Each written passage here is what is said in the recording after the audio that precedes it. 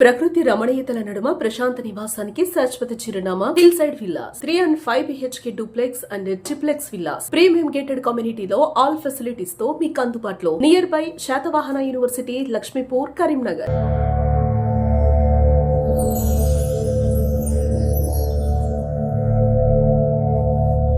స్వామియే శరణమయ్యప్ప.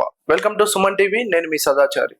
ప్రస్తుతం మనతో పాటు రిటైర్డ్ టీచర్ గా పనిచేసే అనుభవం ఉన్న 36 సార్లు అయ్యప్ప మాల ధరించిన పరమేశ్వర్ గురుస్వామి గారు ప్రస్తుతం మనతో ఉన్నారు. మరి ఆయన ఆధ్యాత్మిక ప్రయాణం, అనుభవాలు, సందేశం ఏంటి అనేది గురుగారి మాటల్లో విందాం. నమస్తే గురుస్వామి గారు. స్వామి నమస్కారం. గురుస్వామి గారు, మీరు మొదటిసారిగా అయ్యప్ప మాల వేసుకోవాలని ఎందుకు అనిపించింది? 1వసారికి 36వసారికి తేడా ఏమున్నది? ఎలాంటి వైవిధ్యం కనిపిస్తుంది? ఒక్కసారి చెప్పండి. నేను మొట్టమొదట 1987వ సంవత్సరంలో ఉపాధ్యాయునిగా స్పెషల్ టీచర్గా నియామకం పొందిన తర్వాత మా స్నేహితుని గారి మామైన మాడిశెట్టి రమేష్ గురుస్వామి గారితో పరిచయం ఏర్పడింది. వారు అప్పటికే ఈ అయ్యప్ప మాలధారణ చేస్తున్నారు. ఆ మాలధారణ లోపల వారి నడవడిక, వారితో ఉన్న అనుభవము, అనుకోకుండా నా జీవితంలో కొన్ని సంఘటనలు, ఆ భగవంతుని అనుగ్రహం, కాబట్టి భగవంతుని ఎప్పుడు ఈ రూపం కూడా కొలవచ్చు అనేది తన ద్వారా చూసుకొని అప్పుడు తన శిష్యరికం లోపల అయ్యప్ప స్వామి మాల ధరించుకున్నాను. 89. అంటే ఈ 36 సార్లు ధరించారు కదా, ఆ మొదటిసారికి 36వసారికి ఎలాంటి, ఇప్పటికి చూసుకుంటే మీరు మొదటిసారి ధరించినప్పుడు ఎలాంటి మార్పులు వచ్చినాయి ఈ అయ్యప్ప మాల ధరణ? అప్పటికిప్పటికి అయ్యప్ప స్వామి లోపల ఏ మార్పు లేదు, దీక్షల నియమాల లోపల ఏ మార్పు లేదు, వ్యక్తిగతంగా ఉన్న పరిస్థితుల్లో కొంచెం మార్పు ఉండేది. అప్పుడు నేను మొట్టమొదటి మాల వేసుకున్నప్పుడు నేను ఒక్కడనే ఇంట్లో ఉండేవాడిని. ఒక 5 years మ్యారేజ్, పెళ్ళైనా కూడా ఒక్కడనే ఉండి వండుకోవడము, చేసుకోవడము, అన్ని పనులన్నీ నేను చేసుకుంటాను. అప్పుడు నేను స్వామి ఇద్దరమే ఉంటుంటే పూజ చేస్తున్నప్పుడు ఒక గంటల తరబడి కన్నీటి దారొస్తుంది. అప్పుడు క్రమేపీ ఇప్పుడు మారుతున్న పరిస్థితులు, ఈ విషయాల పట్ల మనం చర్చించుకోవడం, మన మనసు అటువైపు వెళ్ళడము, ఇంకొన్ని కారణాలు ఏదో కావచ్చు, కానీ దీక్ష నియమాలు ఆ విధంగానే పాటించినా కూడా మనసు ఆ విధమైన అనుభూతిని పొందలేకపోతున్నది. అది ఒక్కటి అనిపిస్తుంది బాధ మనసులో. అంటే ఒంటరిగా ఉన్నప్పుడు ఆ విధంగా అనిపిస్తుంది, కానీ సమాజం లోపల నేను ఇప్పుడు ఒక గురుస్వామిగా నా బాధ్యతను నేను నిర్వర్తిస్తున్నప్పుడు, మిగతా వాళ్ళని చూసినప్పుడు కొంచెము మనసు కొంచెం బాగా అనిపిస్తున్నట్టు. అప్పుడైనా ఇప్పుడైనా అదే కొంచెం మార్పులే కొంచెం ఇబ్బందికరంగా అనిపిస్తాయి అన్నట్టు. ఇప్పుడు పరమేశ్వర్ గురుస్వామి పడి పూజ అంటే రాష్ట్రంలో ఒక ప్రత్యేకత ఉంటది. అంటే మెయిన్ గా చెప్పాలంటే ఒక క్రమశిక్షణ, సమయపాలన అని చెప్తారు. ఇది ఎలా సాధ్యపడింది? ఇంతకుముందు చెప్పినట్టుగా మా గురువు చంద్రశేఖర్ స్వామి, మా గురువు గారు చెప్తుండే, వారి గురువు గారి గురించి ఏమంటే ఇట్లా క్రమశిక్షణ తోటి, ఇట్లా సమయపాలన, ఇవన్నీ నాకు అన్ని చెప్తుండే. చెప్పినప్పుడు ఒక స్థిరంగా మనసు లోపల గురుస్వామి అంటే ఈ విధంగా ఉండాలని ఒక భావన నాకు వచ్చేసింది. నేను ఉపాధ్యాయునిగా కొన్ని విలువలు అనేటివి నాతో పాటు ఉండిపోతుండే ఒక ఉపాధ్యాయునిగా. ఆ విలువలను ఈ దీక్షా కాలం లోపల, ఈ గురుస్వామి అయిన తర్వాత కూడా నేను వాటిని జోడించుకొని నా ప్రయాణాన్ని, ఆధ్యాత్మిక ప్రయాణాన్ని ముందుకు తీసుకెళ్ళిన. దానివల్లనే నేను అనుకుంటున్న ఈ ప్రత్యేకత వచ్చిందని. అదొకటి. రెండోది ఏంటంటే మేమందరం ఒక సేవాభావంతో ఉంటున్నాం. సేవాభావం అంటే ఏ పని చేసినా అయ్యప్ప స్వామి, ఒక గురుస్వామి పూజ చేసినా, ఇరుముడి కట్టినా ఎవరికైనా మార్గదర్శకంగా ఉండాలి. అంటే అయ్యప్ప మాలాధారణ వలన మీ జీవితంలో ఎలాంటి మార్పులు వచ్చినాయి? మాలధారణ తర్వాత కూడా మీ జీవితం ఎలా ఉంటుంది? మాలధారణ ఆ భగవంతుని యొక్క వరప్రసాదం అంటారట. మాల వేసుకోవడం అనేది కూడా భగవంతుని యొక్క ప్రసాదం. అప్పటి నుండి ఇప్పటి వరకు ఎన్నో అనుభూతులు, మనం పూజ చేసిన చోట కావచ్చు, నా వ్యక్తిగతం కావచ్చు, చెప్పలేని అనుభూతులు, అయ్యప్ప అనుగ్రహం ఆ విధంగా ఉండే. దాని మాటల లోపల ఇది అని ఖచ్చితంగా వ్యక్తపరచలేం. ప్రతి నిమిషం భగవంతుడు తోడుండే నడుపుతున్నాడు. ప్రతి సెకండ్ ఎన్ని పూజలు చేస్తున్నా అంటే, ఈ వ్యవస్థను నడుపుతున్నాము అని అంటే దానికి కారణం అయ్యప్ప స్వామి మాతో ఉండి మమ్మల్ని నడిపిస్తున్నాడు అనేది ఇప్పటికీ ప్రగాఢంగా విశ్వసిస్తున్నాడు. మాట మాట్లాడినా, పూజ చేసినా, ఏం చేసినా అని స్వామి మాతో ఉండే నడిపిస్తున్నాడు అని. దాన్ని మించిన అనుభూతి ఇంకా వేరే ఏది లేదు. అంటే ఆయనే మాతో ఉన్నాడు అని. మాలధారణ లేని సమయంలో కూడా ఎలా ఉంటుంది? దీని మాలధారణ లేనప్పుడు కూడా ఇదే విధంగా రోజు పూజ చేసుకోవడము. ఉమ్, ఇప్పుడు బ్రహ్మచర్యం పాటిస్తాం, అప్పుడు అది ఓకే. మిగతా అన్ని విషయాలు మాత్రం యథావిధిగా ఉంటాయి. ఓకే. ఇంకా కొన్ని ఎక్కువ గంటల సమయాన్ని ఆధ్యాత్మిక చింతనకే ఇప్పుడు ప్రస్తుతం రిటైర్ అయినా కాబట్టి ఒక 6-7 గంటల ఎక్కువ సమయాన్ని ఆ భగవంతుని కోసమే, అంటే ఆధ్యాత్మిక పఠనం కావచ్చు, పూజ, ఇతర విషయాల ఆ చింతనతోటే గడుపుతుంది. అంటే సాధారణంగా పడి పూజ చేసిన లేదంటే ఇరుముడి కట్టిన దక్షిణగా తీసుకుంటారు. మీరు ఏం తీసుకోరని విన్నాను. అంటే దీనికి ఏమైనా ప్రత్యేకత ఉందా? నేను మొట్టమొదటిసారి మాల వేసుకున్నప్పుడు, నేను ఒక 5గురికి భిక్ష పెట్టాలనుకున్నప్పుడు ఇప్పటి మా గురుస్వామి గారే వచ్చినప్పుడు తను పూజ చేసినందుకు తనకు అప్పుడు 21 రూపాయి దక్షిణ. ఓకే. ఆ 21 రూపాయి దక్షిణ తర్వాత ఒక 5గురికి భోజనం పెడదాం అనుకున్నాం. 5గురితో పాటుగా ఇంకో కొంతమంది 21 మంది 10 మంది ఎక్కువ మంది వచ్చిండ్రు. అప్పుడు ఆ ఉన్నదానిలో మాకున్న ఆర్థిక పరిస్థితి ప్రకారంగా ఉన్నదానిలోనే సర్దుకొని వారికి భోజనం పెట్టడము చేయడం జరిగింది అన్నట్టు. ఓకే. అప్పుడు ఈ వస్తువులు కొన్ని అంటే దేవుని పూజకు కావాల్సిన వస్తువులన్నీ కూడా ఆ గురుస్వామి గారే తీసుకొచ్చినట్టు. ఓకే. తీసుకొచ్చిన తర్వాత ఆ వస్తువుల కోసం నేను ఆరాటపడ్డాను. అంటే ఇవి లేవు కదా మనకు అని చెప్పేసి ఒక చింతన ఉండే అప్పుడు ఆ గురుస్వామి గారి తల్లి పరమవదించినప్పుడు గురుస్వామి గారు నేను బాధ్యతను తీసుకున్నప్పుడు అప్పుడు అనిపించింది అన్నట్టు, ఈ వస్తువులన్నీ కూడా పూజా కార్యక్రమం కావాల్సిన వస్తువులన్నీ కూడా మనమే సమకూర్చాలి. ఇంటి యజమానికి ఎలాంటి కష్టము జరగద్దు. ఈ పూజ మనమే చేయాలి, భజన మనమే చేయాలి, అలంకరణ మనమే చేయాలి. ఇవన్నీ సేవాభావంతో చేయాలని చెప్పేసి ఒక సమూహంగా మేము ఏర్పడి ఈ వస్తువులన్నీ అయ్యప్ప సేవా సంస్థను ఏర్పాటు చేసుకొని, అప్పుడు ఈ సమూహం ఏర్పడి అందరం కొన్ని డబ్బులు షేర్ చేసుకొని ఈ వస్తువులన్నీ ఏర్పాటు చేసుకొని అప్పుడు దీంతో ఈ పూజ కార్యక్రమం నేను ఎవరు చేస్తుంటే ఇంకోరు భజన చేస్తుంటారు. అంటే ఇప్పటి వరకు మీరు చేసిన పడి పూజలో గానీ ఇరుముడిలో గానీ దక్షిణ తీసుకోలేదు? ఎట్టి పరిస్థితులలో ₹1 అట్లాంటి. ఓకే. ఇప్పుడు మామూలుగా అయ్యప్ప స్వామి మొదటసారి వేసుకున్నప్పుడు కన్యస్వామి అంటారు, 5 సార్లు వేసుకుంటే గురుస్వామి అంటారు. మీరు 36 సార్లు వేసుకున్నారు, గురుస్వామి అని సంబోధిస్తారు కదా.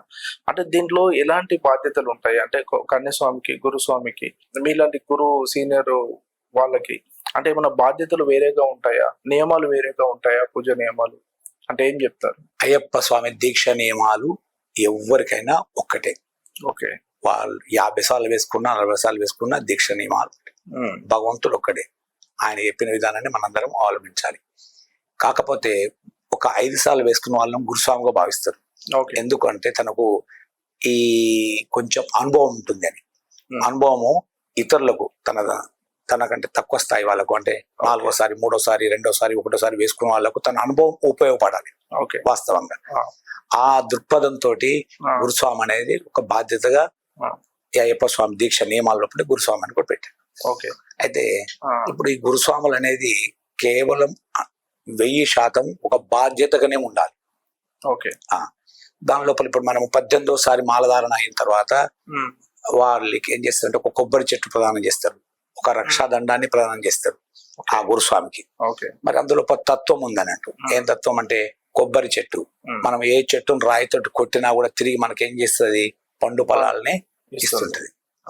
అట్లనే ఒక గురుస్వామి అతను కూడా తను ఏం చేయాలంటే తన శిష్యులను ఎప్పటికి కూడా పరిరక్షించాలి, ఓ నీడనివ్వాలి, ఓ తోడుగా ఉండాలి. వృక్షం అయితే ఎట్లయితే మనకు తోడు నీడ ఉంటుందో ఆ విధంగానే గురుస్వామి అతను ఎన్నిసార్లు వేసుకున్నా తన శిష్యులను ఎప్పుడు పరిరక్షించుకుంటూ వాళ్ళకు మార్గదర్శనం చేసుకుంటూ వాళ్ళకి తెలియని విషయాలన్నీ చెప్తున్న వాళ్ళే నిజమైన గురుస్వామి అని నాకు అనిపిస్తారు నా మనసు. అట్లా దాన్ని ఇంకో కోణంలో చూడుకోవాలి. అంటే ఏదైనా కూడా మనం వ్యాపార దృక్పథంతో చూడద్దు. స్వామి ఇప్పుడు అయ్యప్ప మాలధారణ చేసి 45 రోజులు కఠిన నియమ నిబంధనలు పాటించి పాదయాత్ర చేసి అయ్యప్ప స్వామిని దర్శించుకున్న వేళ అనుభూతి ఎలా ఉంటుంది మీకు?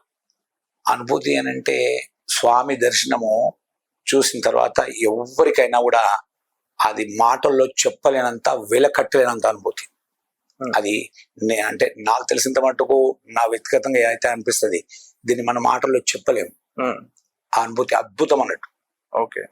అందుకే ఏ స్వామినైనా మీరు చూడండి, శబరిమల పోయి వచ్చిన తర్వాత దర్శనం అయిందా అన్నప్పుడే మొట్టమొదలు దర్శనమైంది, బ్రహ్మాండంగా స్వామి కనిపించిండు, నెయ్యాభిషేక రూపంలో కనిపించిండు, పూలాభిషేకం కనిపించడని ఆనందాన్ని ఇంతవరకే చెప్పగలరు కానీ దా అనుభూతిని మాత్రము ఆ మాటల్లో వ్యక్తపరచాలి. అప్పుడు అది కూడా ఇప్పుడు అంతే.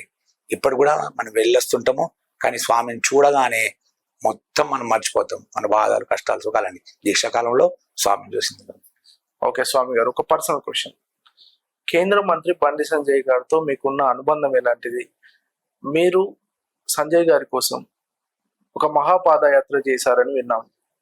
దీంట్లో నిజం ఎంత? దాని గురించి ఒక్కసారి చెప్పండి. ఒకప్పుడు ఏమనుకుంటున్నంటే, నేను 40 రోజులు దీక్షాకాలంలో ఉండి ఒక గురుస్వామిగా నా బాధ్యత నిర్వహిస్తున్నప్పుడు నేను కొంచెం ఏదో గురుస్వామి అనే కొంచెం ఒక శాతం ఏదన్నా మనసు లోపల ఉంటుంది కావచ్చు, నాకు ఒక దాని ఏమంటాం అంటే భావన, ఫీలింగ్. కానీ బండి సంజయ్ గారిని చూసినప్పుడు, కార్పొరేట్ అప్పటి నుంచి నేను చూస్తున్నప్పుడు, తను 24 hours నేను ఎవరికి సహాయం చేయాలి, నా వల్ల అయ్యే సాయం ఏంది, ఈ తపనతో ఉంటుంది. తను ఆ భావనతో నేను చూస్తుంటానట్టు. ఎందుకనంటే ప్రతినిత్యం తనతో కలిసిమెలిసి ఉంటాం కాబట్టి తనతో చూస్తున్నాను. ఎప్పుడు చూసినా ఎవరికి ఏం సాయం చేయాలి, ఎట్లా అనే ఈ మార్గాన్ని అనుకుంటాడు. ఎవరైనా ఆయనకు ఒక 100 మందికి రోజు ఒక సాయం చేసిండు అంటే మాట రూపంలో కానీ ఏ రూపంలో కానీ సాయం చేసింది అనుకోండి, ఆయనకు ఒక తృప్తి ఉంటుంది అన్నట్టు, అనిపించింది అన్నట్టు. మానవ సేవే మాధవ సేవ, ఆయన దారి. ఓకే. అని మేము ఏమనుకుంటున్నాం, 40 రోజులు దీక్ష తీసుకొని మాల ధరించి ఈ మాధవుని సేవ చేస్తున్నాం అనుకుంటున్నాం. కానీ మేము 40 రోజులు చేస్తున్నాం మాధవుని సేవ, కానీ ఆయన 300 రోజులు ఆ మాధవ సేవిస్తుండు మానవుని రూపంలో. అప్పుడు అనిపించినట్టు ఆయనే నాకంటే గొప్ప వ్యక్తి. ఓకే. ఆయన ఒక ధర్మ పరిరక్షకుడు, ఆయన నలుగురికి ఉపయోగపడే వ్యక్తి, ఆయన 4 కాలాల పాటు మంచిగా ఉండాలి అని చెప్పేసి ఆయన క్షేమం కోరి, ఆయన గెలవగానే పాదయాత్ర చేపడతామని ఆ మహాపాదయాత్ర ఇక్కడి నుంచి అక్కడ నడుచుకుంటుంది. ఇప్పటివరకు కూడా నా జీవితంలో అంత గొప్ప రాజకీయవేత్తను చూడలేదు. నా వ్యక్తిగతంగా నా బంధువు అని నేను ఇక్కడ చెప్పలేదు, నా లోపల నా అయ్యప్ప సాక్షి చెప్తున్నాను. అటువంటి వ్యక్తిని నేను ఇప్పటివరకు చూడలేదు, ఏ రాజకీయ నాయకుడిని. నాకున్న 60 సంవత్సరాలు 62 సంవత్సరాల అనుభవం, నలుగురు కోసం ఉపయోగపడే తపన. ఓకే. అంటే మీ 62 సంవత్సరాల జీవితాన్ని చూసుకుంటే రిటైర్డ్ టీచర్ గా పనిచేస్తారు. గతంలో ఎంతో మంది విద్యార్థులకు వాళ్ళ జీవితాలలో వెలుగులు నింపుంటారు. అలాగే 36 సార్లు అయ్యప్ప దీక్ష తీసుకొని గురుస్వామిగా ఎంతో మంది కొత్త అయ్యప్ప దీక్ష పరులకు కానీ ఈ రూపంలో కూడా మీరు ఆధ్యాత్మిక సేవ చేస్తున్నారు. Really it's great. ఈ అయ్యప్ప మాల అనేది మనుషుల మధ్య సమానత్వాన్ని బలపరుస్తుంది అంటారు. ఇది ఎంతవరకు? తప్పకుండా సార్. ఎందుకంటే ఎవరు ఇప్పుడు కులమత భేదాలు చూపెట్టకుండా ఏ స్వామి భిక్షకు పిలిచినా వెళ్ళడము, ఏ స్వామి ఇంటికైనా పూజకు పిలిచినా వెళ్ళడము, పిలువకున్నా వెళ్ళడము అనేది మొట్టమొదటి ఇందులో నియమం. ఎవరు పిలిచినా వెళ్ళడం. అప్పుడు మనము ఈ సమానత్వం అనేది పేదవాళ్ళ గొప్ప వాళ్ళ అనేది ఎవ్వరు కూడా ఆలోచించకుండా వెళ్ళిపోతుంటాం. కాబట్టి ఇది సమాజం లోపల ఒక సమానత్వానికి ఈ దీక్ష నియమం ఒకటి ఉపయోగపడుతుంది. అంటే చాలా మంది అయ్యప్ప స్వాములను చూస్తే గురువు గారు వాళ్ళ మాలాధారణ ఇప్పుడు మొదటిసారి కన్నస్వామిగా ఉన్నప్పుడు, 5వసారి గురుస్వామిగా ఉన్నప్పుడు, తర్వాత కూడా వాళ్ళ వస్త్రధారణ మారుతూ ఉంటది. మరి మీలో అంటే అది దాని గురించి కొంచెం చెప్పండి. ఇప్పుడు మీరు చూస్తే 36 సార్లు వేసుకున్నారు, అలాగే అంటే మీ వస్త్రధారణ అలానే ఉంది, ఏం మారలేదు. అంటే దీనికి ఏమైనా ప్రత్యేక నియమాలు ఉంటాయా గురుస్వాములకు ఏంటి? మొదటిసారి వేసుకున్నప్పుడు మనం మామూలుగా నల్లటి వస్త్రాలు ధరిస్తాం, చలి నుండి దుమ్ము నుండి మనల్ని కాపాడడానికి, శని బారి నుండి కాపాడడానికి అని చెప్పేసి గురుస్వామి గారు నల్లటి వస్త్రాలతో దీక్షను కార్తీక మాసంలో మనకు ప్రసాదిస్తారు. ఆ దీక్షను తీసుకుంటాం. ఇట్లా 4-5వసారి అయినప్పుడు ఒక గురుస్వామిగా ఏర్పడాలి. దారి వెంబడి గురుస్వామి అతను ఇరుముడించడానికి దీని కొరకు సహాయపడతారు అని చెప్పేసి ఏం చేస్తారంటే, ఒకటి ఎర్రటి వస్త్రము పైన వేసుకోవడము, లేదా ఎర్రటి పంచె గాని కండో గాని ఉంచుకోవడము అనేది ఒక నియమంగా జరుగుతుంది. మేము అనుకున్నది ఏంటంటే, మొదటిసారి మాల వేసుకున్నా, ఎన్నిసార్లు మాల వేసుకున్నా కూడా మన మనసు భగవంతుడికి అంకితం చేసి అదే నియమాలను మనం పాటించాలి అనే ఒక ఉద్దేశంతో మేము ఆ వస్త్రధారణ ఇప్పటి వరకు కూడా నాతో ఉన్న స్వాములు కావచ్చు, మా వాళ్ళందరం మేమందరం ఇదే నల్లటి వస్త్రాలే ధరిస్తాం. ఇక ఎలాంటి వస్త్రాలు ధరించాం.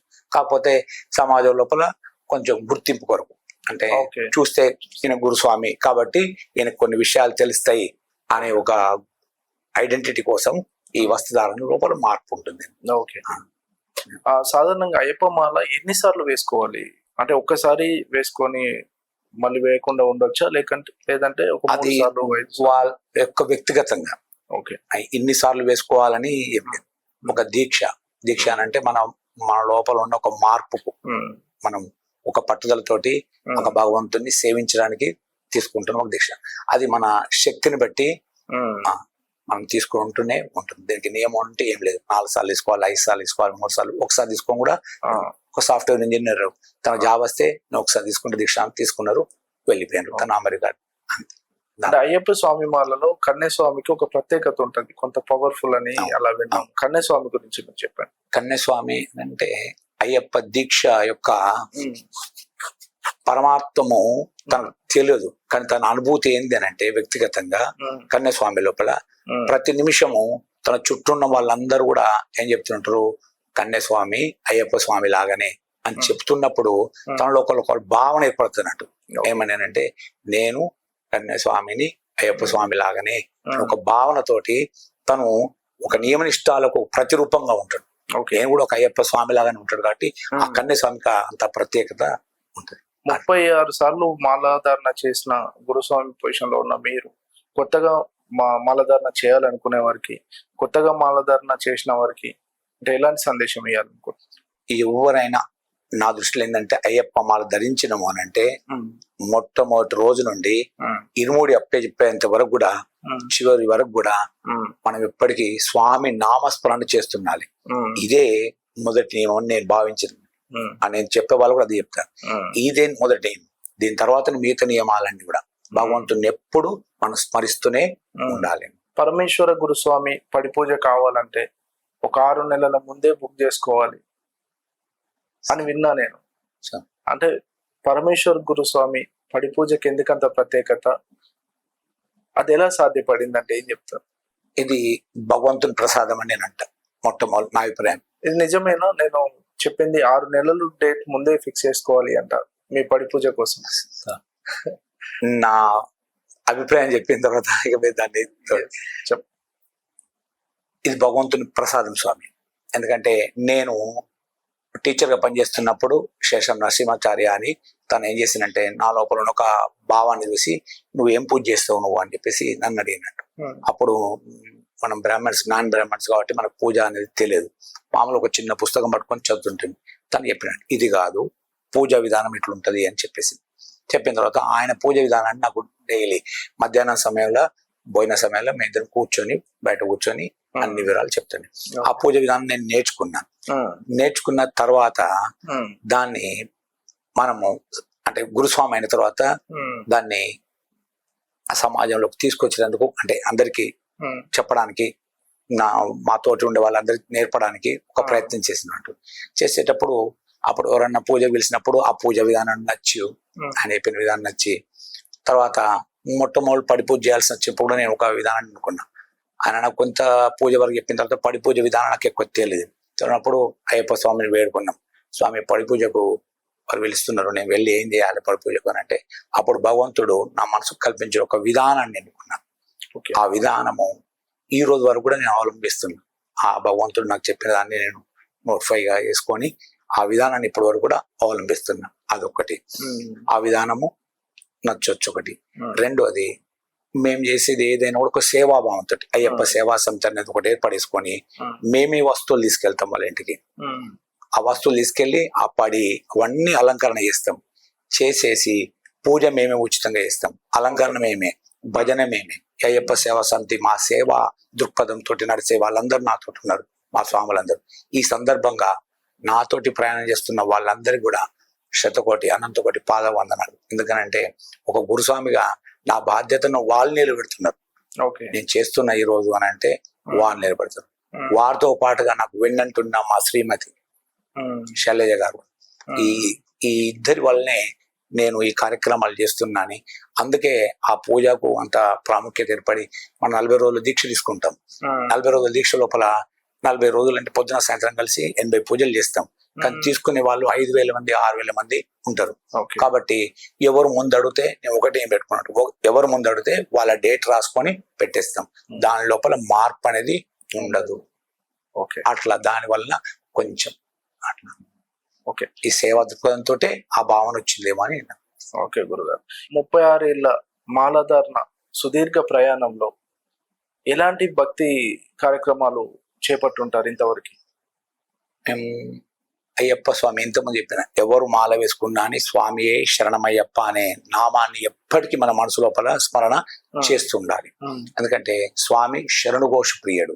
ఓకే, అంటే శరణు ఘోష అంటే అతన్ని మనము స్మరించడమే, ఓకే, అతని శరణు చూచాడు, అతన్ని వేడుకోవడం అంటే అతని పూజ, దాన్ని మించిన పూజ ఉండదు. కాబట్టి మొట్టమొదలు మేము అయ్యప్ప దేవాలయం లోపల అక్కడ అన్నదాన కార్యక్రమం జరిగేటప్పుడు ఆ చిన్నగా అక్కడ ఆరు బయటనే కూర్చొని భోజనం చేసేవాళ్ళు.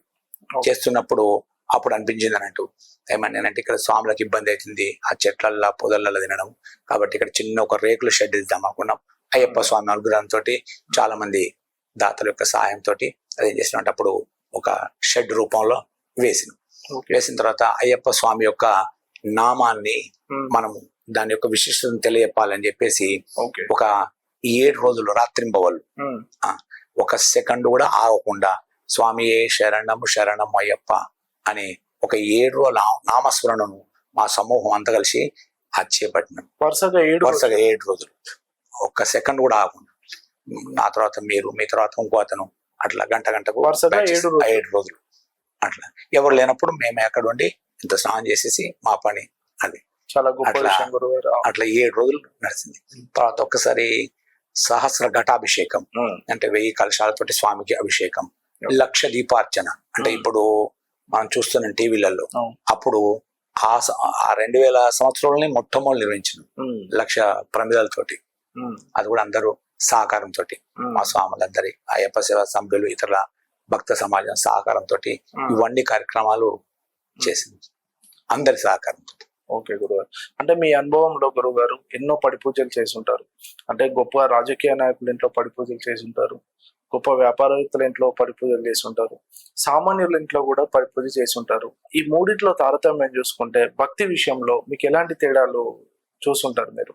అయ్యప్ప స్వామి పూజా విధానంలో ఏం తేడా ఉండదు, అయ్యప్ప స్వామి లోపల ఏం తేడా ఉంటుంది. కాకపోతే వ్యక్తుల యొక్క ఆలోచన బట్టి కొంచెం ఆర్థికంగా స్థితిగతులు ఉన్న వాళ్ళు స్వామికి నేను అన్ని సమకూర్చున్నా అని చెప్పేసి వారు కొంచెం వారి యొక్క స్థాయిని బట్టి వాళ్ళు చూపెడుతుంటారు. సామాన్యుడు కొంచెం ఏం చేస్తారంటే నాకు తోచిన కాడికి నేను చేస్తుంటా స్వామిని. పూజ విధానం ఎక్కడికి పోయినా ఎవరింటికి పోయినా కూడా మనకు కావాల్సిన అయ్యప్ప పూజను మనం కరెక్ట్ గా చేసేవాళ్ళు. ఆ పూజ విధానం భగవంతుడు కరెక్ట్ ఉంది. మిగతా వాళ్ళ ఆలోచనలు బట్టి మాత్రము కొంచెం మార్పు ఉంటుంది. అంటే ఏమనిపిస్తుంది మీకు ఆ మార్పును చూస్తే? ఏమనిపిస్తుంది? మార్పు అనేది అంటే అది వాళ్ళ వ్యక్తిగతం అని నాకు అనిపిస్తున్నట్టు. మనం పూజ చేయడం వరకే మన బాధ్యత. స్వామి నేను అన్ని సమకూర్చున్నా, నేను అన్ని చేసినా, స్వామికి గొప్పగా చేసినా అని నన్ను అడుగుతారు. నన్ను అడిగినప్పుడు నేను మామూలుగా నవ్వుకుంటుంటుంది, రియల్ గా లేదంటే ఓపెన్ గా మాట్లాడుతుంది, నవ్వుకుంటుంటుంది. ఇవన్నీ కూడా భగవంతుడు ఇచ్చిన ప్రసాదమే, జీవితమే భగవంతుడు ఇచ్చింది కదా. మన శక్తి మేరకు భగవంతుడు డబ్బులు ఇచ్చిన ఆర్థికంగా మనం చేసేసినాం భగవంతుడి కొరకు. దానికి మళ్ళీ ఆయన కోసం మనం చేసినాం, అవన్నీ ఆయన సృష్టే కాబట్టి ఆయనకు సమర్పించిన లోపల ఆడంబరాలు అనేటివి గొప్పదనం లేదా అట్లాంటిదని నా ఉద్దేశం. సామాన్యం అంటే అంకిత భావంతో ఉండాలి భగవంతుడికి. ఏదైనా భగవంతుడికి ఇచ్చిన ప్రసాదం ఇది నువ్వు ఇచ్చిందే నీకోసం అనే భావనతో ఉండాలని నాకు నచ్చింది. ఓకే గురుగారు, నేను ఒకటి విన్నాను. తెలంగాణ ఉద్యమం సమయంలో కరీంనగర్ లోని తెలంగాణ భవన్ లో మీరు పడి పూజ చేసినప్పుడు ఆ పడి పూజలో కేటీఆర్ గారు కూర్చున్నారు. ఆ నెక్స్ట్ డే నుండే కేసీఆర్ గారు దీక్షకు వెళ్ళారని విన్నాను. నిజమేనా ఇది? నిజమేనండి. తెలంగాణ ఉద్యమకారులు మా స్వాములలో కొంతమంది ఉద్యమకారులు స్వాములు ఏం చేశారంటే గురుస్వామి అక్కడ పూజను నిర్వహిస్తాము తెలంగాణ భవన్లో అని అయిన తర్వాత వెంటనే వెళ్ళి అక్కడ పూజా కార్యక్రమం నిర్వహించడము.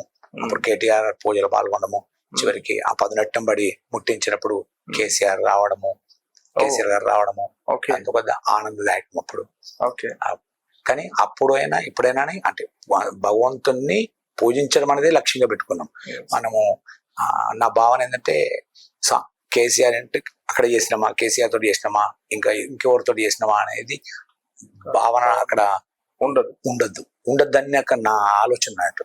అది ఎవరింటి ఇప్పుడు ఎంతమంది చెప్పినట్టుగా సామాన్యుట్లు చేసినా, రాజకీయ నాయకులు చేసినా, పేదవాళ్ళ ఇంట్లో వేసి గొప్ప వాళ్ళ ఇంట్లో ఎవరింట్లో వేసినా పూజ అనేది మాత్రం అక్కడి వరకు భగవంతుని ముందు అందరూ అందరు సమానమే. భగవంతునికి మనం పూజ చేస్తున్నాం ఆ భావనతోటే చేసినాం. స్వామియే శరణమయ్యప్ప, శరణు ఘోష, అయ్యప్ప శరణు ఘోష అంటే అసలు అర్థం ఏంటి? శరణు, స్వామికి శరణు చొచ్చడం అంటే నీవు తప్ప ఇంకెవరు లేరు అని. స్వామి దగ్గరికి వెళ్ళినప్పుడు ఆ దేవాలయం పైన తత్వమసి అని రాసి ఉంటుంది. అంటే నేనే నువ్వు, నువ్వే నేనుగా మారాలని ఈ దీక్ష యొక్క ముఖ్య ఉద్దేశం అన్నట్టు. అంటే 18 సార్లు శబరిమల యాత్ర చేసి వచ్చిన తర్వాత మొదటిసారి యాత్ర చేసినప్పుడు కన్యస్వామి అంటున్నాం. కన్యస్వామి అన్నప్పుడు మన లోపల ఒక చెడు గుణాన్ని వదిలిపెట్టుకోవాలి. రెండోసారి మాల వేసినప్పుడు కోరికని వదిలిపెట్టుకోవాలి. మొదటిసారి.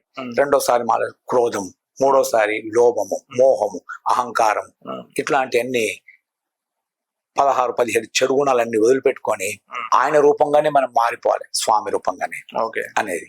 దానికి ఒకటే స్వామి చిన్ముద్ర రూపంలో ఉండి, ఆ చిన్ముద్రం అంటే జీవ, ఆత్మ, పరమాత్మ, ఇవి రెండు. ఇవి రజోతమో సత్వగుణములు.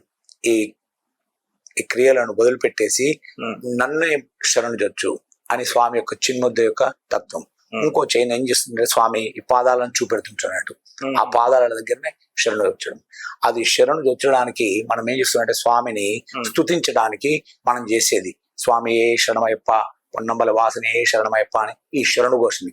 ఈ శరణు యొక్క ఘోష స్వామికి అత్యంత ప్రీతికరమైనది అన్నట్టు. కాబట్టి నేను కూడా ఎవరికైనా మాలధారణ చేసినప్పుడు అదే చెప్తుంటున్నాడు వచ్చి వాళ్ళకు, నువ్వు స్వామి నామస్మరణ తప్ప పరమేశ్వర స్వామికి ఎన్ని పూజలు వస్తాయి, సారి ఎన్ని పూజలు వస్తాయి, ఇది అవసరం లేదు. స్వామి యొక్క నామస్మరణే నిరంతరం నడవాలి. నిరంతరం నడిస్తే దాన్ని మించిన పూజ ఇంకా వేరే ఏది లేదనేది. ఓకే గురుగారు, అంటే కొందరు స్వాములను చూసుకుంటే అంటే మాలధారణ ఉన్న సమయంలో నియమ నిబంధనలు పాటించి అయ్యప్ప దర్శనం చేసుకొని మాల విరమణ తర్వాత అంటే ఇదే దీని నుంచి ఆధ్యాత్మికంగా ఒక క్రమశిక్షణ అంటే తర్వాత ఎంతవరకు పాటిస్తున్నారు? దాదాపుగా ఇప్పుడు మాతోటి ఉండే సమాజం అయితే మా వాళ్ళందరూ దాదాపుగా అది చెప్పుకోవడం గొప్పతనం కాదు, వాళ్ళందరూ పాటిస్తున్నారు.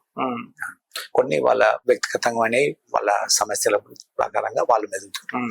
కానీ చాలా మంది ఎక్కువ శాతము అయ్యప్ప దీక్ష లోపల తీసుకున్న తర్వాత మార్పు మాత్రం ఉంటుంది. ఖచ్చితంగా మార్పు ఉంటుంది. మాలధారణ తర్వాత ఖచ్చితంగా వాళ్ళ జీవన విధానంలో మార్పు వస్తుంది.